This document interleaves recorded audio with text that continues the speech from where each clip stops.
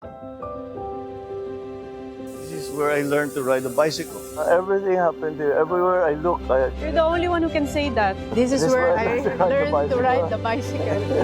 In Malacanang.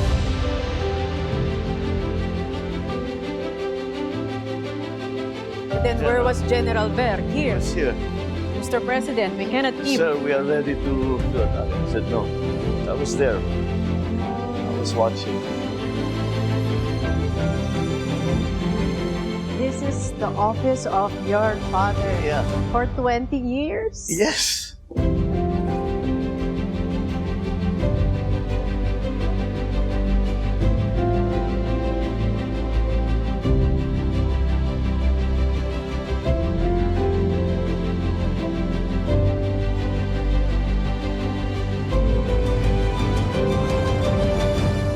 That's where I lived. Were there times na you were grounded? Like, you stay in your room, you cannot go out. Oh, You yeah. just stay there. Oh, yeah. Yeah, that happened. But this is where I... So this is yung parang closet niyo? Yeah, that's where it is. The bathroom. The banyo? Yeah, my bed was there. There was a desk here. That's the whole thing that I'm finding in the palace. It's very different, but it's actually The same. Yeah. The feel. Yeah, it's all The feel is still there. It's all familiar. It's familiar. It's all familiar. We'll go there. Itong side door, dito kami pasok-labas. When I was grounded, it was because I came home late. Pero, Huli. yeah. Nandito sila, yung magulang ko pagpagod ko. Nakatingin. Silang dalawa? Oo, nakatingin sa akin. Sabi, patay na. Yeah, I'm not seeing my friends for at least 1 week. Ito sabi ko. Grounded. Itong kwarto nila, Irene and Amy. This was their anteroom. This was Irene's actual bedroom. And that's Amy's actual bedroom. So meron silang connecting. Ito po yung kay Senator Amy. Yan kay Sen. Amy, siyempre iba na ang kulay. But they, Oh, this is where you do This is where I do photos, the vlogs. The vlogs. Yeah, these are where Oh, so dito yung vlogs ni President. I wanted to keep doing it in my room para masabi ko, or doing it in my room. Pero madilim eh. Irene's room was next door. The other room. Yeah. Kanino po kayo mas close? Kay Irene or kay Senator Amy po? Hard to say. Pareho. Ang nangyari dito, kami lang ang bata dito sa palasyo. So we really had to stick together. Kasi ito mo, puro matatanda, puro mga seryoso, maliliit pa kami. Were you allowed to bring in like playmates? Sure. Yeah, ang dami. Your classmates, your friends? Yeah, they'd all come, magsisleep over, wala, like ano. They sleep over in Malacanang? Sure. What is This this used area to be the private dining room. Uy, The private dining. dito talaga kami kumakain. Actually yan, kung nasan yung mga libro, kusina yan. That was like my mom would cook there. Ano po ang paboritong ulam ng father ninyo? And dinengding. Dinengding? pakbet. Oo. Oh. Dinengding, pakbet. Hi, Hubert, we're intruding on your office. Speaking of Hello. JP, that's his office now. Oh, is he here? Oy, can we say hi? Of course. I'm sure he'll be happy. This is the office of JP. JPE. Where is he? Oh, there's Katrina. Hi. We're doing a Malacanang tour They're doing a tour of the of palace. the palace. Hello, nice to meet you. Nice to meet you. A very beautiful young lady wanted to meet with you. Honored This to is finally Tony meet Gonzaga. you personally, sir. Maraming salamat po. Salamat dito. So nice to finally meet you po. Thank you, sir. Thank you very much po. So now you've met the man. Wow. This is actually my mom's room. This is her dressing room. That used to Asan be po yung open. closet niya na puro shoes? Wala dito yun. Pag-display lang yun.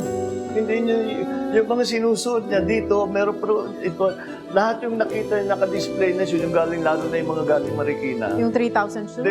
they were somewhere else. They were not here. Because they were not her shoes. Yun ang mga regalo eh. Kaya iba-iba yung sizes. Kasi marami naman siya talagang ino-order na sapatos ng Marikina. So every time they make something new, Pinapadalan siya ng sample. This one is the This is her room room. of the former First Lady, Yeah, Imelda she, Marcos. her bed was, you see that big panel? That's where her bed was. And this is still the original Piano? piano that was here. I guess hindi na mailabas. Is it true na yung when you left, yung mga former workers here and yung mga servants po ng Malacanang, they took some of the paintings and then when you came back, binalik po nila sa inyo? Maraming ganun. Not just paintings, even the little things that... They took it home, tapos nung They took bumalik it home. kayo, binalik po nila sa Yeah, inyo. they came back, dahan-dahan silang patating, and then sinasabi, ito yung, meron kami, alam ko, iyo ito eh. Alam ko, paborito mo ito. Tinago nila para sa inyo. Mm-mm.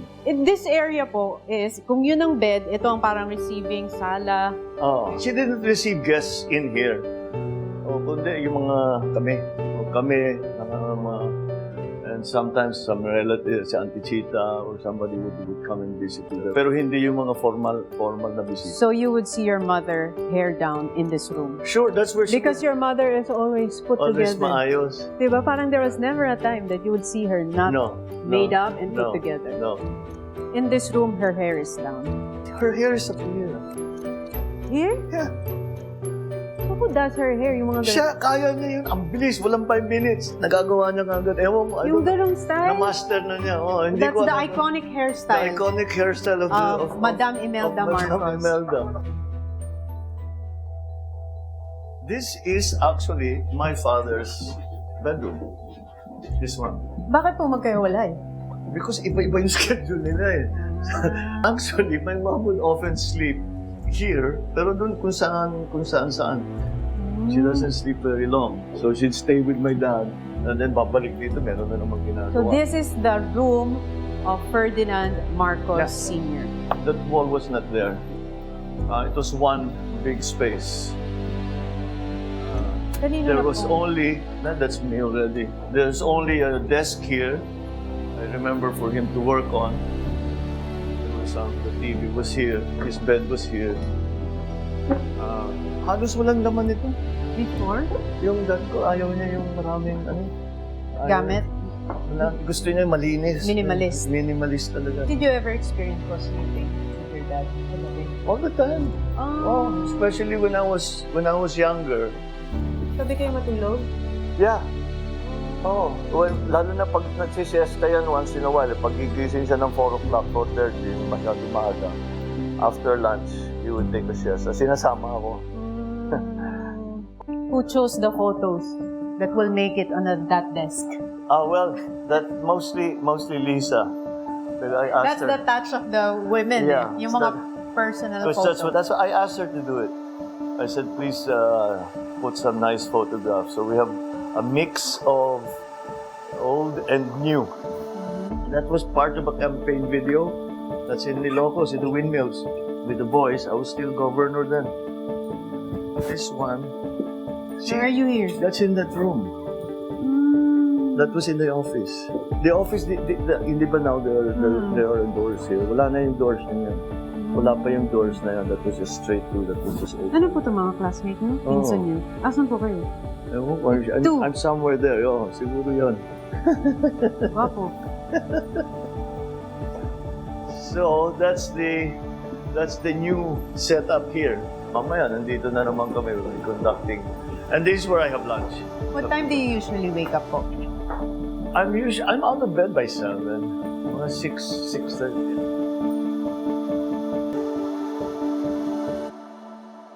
The music room. The music room. This was essentially my mother's receiving room. Dito siya nag-ano.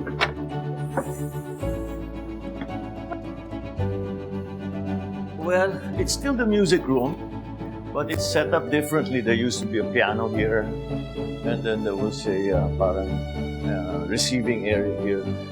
And the reason it became the music room is that there was a table before, marble, inlaid with violins and several music rooms.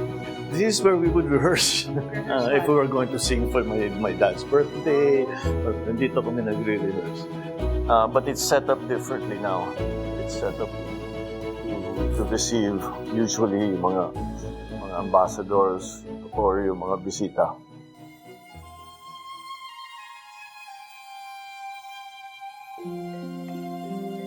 This is my father's office, which we call the study room.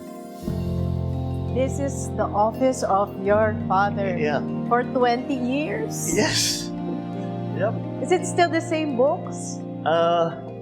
No. Not any longer. The painting. That's The new. painting, yes. But that came from somewhere else. These are the same chairs and table and desk. Used by your father? Yeah. Nahanap namin. We had to fix it up a little bit. This is now your office. This is now my formal office when I receive guests. But I also have, they transformed many things. When I meet again foreign dignitaries dito, medyo formal. May iba po bang presidente na gumamit ng office nito? Before ng dad ko hanggang sa father ko. Ito talagang opisina ng presidente. Yeah, I still Ngayon, remember it's your- going to the... Binabasa ko lahat ng papeles niya. Paano yung day in a life of a president? Kasi napapanood namin, this is where you do your cabinet meetings. Actually, this is always designated as a state dining room. Kasi nung unang panahon, dito ginagawa yung mga state visit. Pero wala na masyadong, nung bandang huli masyado na maliit. My father was the one who actually started using it as a cabinet meeting room. Yung po ba may mga secret doors dyan, like Meron. leading to somewhere? I don't know kung pareho pa rin, ha? You know what? This is the first chance I've had na lumibot lang. Because I'm always going somewhere. But this door is leading to the... That used to lead to the kitchen downstairs. Ito. Oh, ito. Because... So do you used to run around these halls Oh, sure. nung bata ka? Oh, yeah. Kasi di ba pag bata ka parang, wow, maze! Oh, there's the kitchen because What is this room? this used to be Uy! Wow! what they call the family dining room.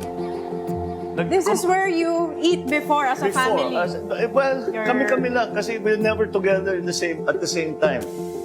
So this is where I'd have my meals. Even my sisters would have their meals. There was a big table here, a long table. So breakfast, lunch, dinner is here before. Yeah, dito talagang kainan namin. But then they changed it. Those two are guest rooms. Diyan marami yung multo. Multo. Yun nga, kilala nga ang Malacanang si Multo. Meron talaga multo rito. Sino yung mga multo? Mga Yung- dating presidente? Hindi. Mostly yung mga lumilitaw nung panahon daw ng gyera. Kayo po, nakakita na kayo? Oh, ay, ang dami nang nangyari Nakita niyo dito. ng multo? Oo, marami talaga dito. Things move that they're not supposed to move kasi walang tao eh. Pero makikita mo gumagalaw, tapos pag dumadaan ka, bumubukas yung pintuan na hindi mo ginagalaw. Yung ito, this door. Kawawa naman yung guest na nakitulog dito. Minulto. Tumira ako dito for a while kasi ginagawa yung kwarto ko. This door, once we were coming here, it was late at night, 2:00 ng umaga. We were just messing around. I tried to open that door. The door opened by itself just before my hand arrived. That is because I lived here. Hindi kayo nakinilabutan? Of course. Oh! Oh, we turned it into the eastern room. So this was the guest bedroom before. Yes. That was called Suite 1 and this is called Suite 2. It's now the east room. So, The Mumu room.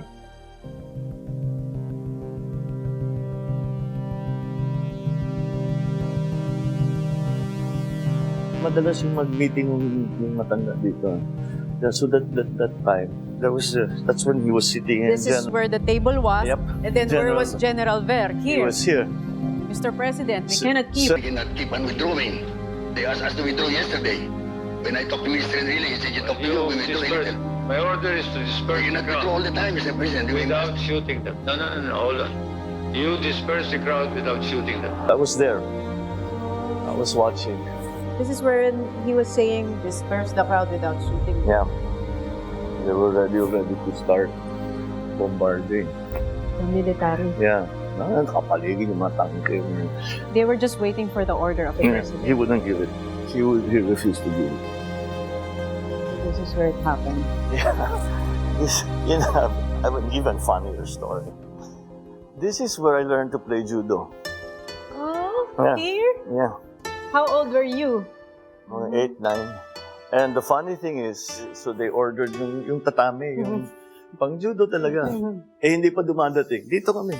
Sa It's not carpet? this carpet, but the carpet that was here then. Yun ang mat namin. So dito kami nag-judo. Naging expert po ba kayo sa judo? Uy, umabot akong black belt. Naks! Oo. Sineryoso ko yun. Since that time, even when I left for England, I still continued. When you see yourself on that wall, It's hard to believe. Especially sitting across. across your Sitting across father, the old man. when you see your portrait there, And I'm still taken aback, but when I see the things like this that are very official. finally nagsisink in na. I am the president. Slowly. Yeah. This is the front door. This is the iconic This is stairs. where the ceremonial. The iconic.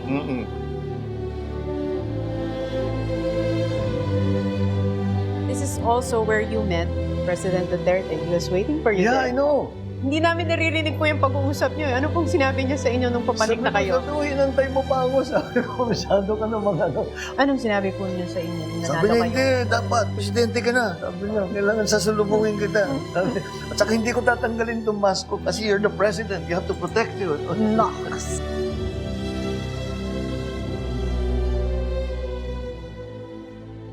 So this is the front door and the famous balete tree. Yes. So we are very much following the tradition na mga naglalagay kami ng offering, naglalagay kami ng pagkain para yung duwende tinutulungan kami. So talagang superstitious kayo dito sa Malacanang. Every little bit helps. Dito po ba yung walk ninyo with the first family, with Tita Lisa and the 3 boys? I think, yes, we came from around here. This building didn't used to exist, but it was built so that we had some place to stay while this was being remodeled. While During your father's time? During my dad's time. Nandun na yan nung Ito? panahon po ng father ninyo? Oo. The fountain? The very same fountain, yeah. Iba lang nagbago lang yung garden. This is where I learned to ride a bicycle. You're the only one who can say that. What? This is where I learned to ride the bicycle. In Malacanang. Because my father was quite young. When he became president, he was 46. So maliliit pa talaga kami. 8 years old. My first birthday here was my 8th birthday.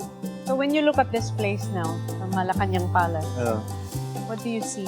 It evokes all of the same memories that when we were here. Because I haven't really returned to the palace since 86, not properly. I came here to meet with President Noynoy on the BBL, I remember. I came here for the state visit, the state dinner of President Obama. And I came here for the inauguration of PRRD. But that was it.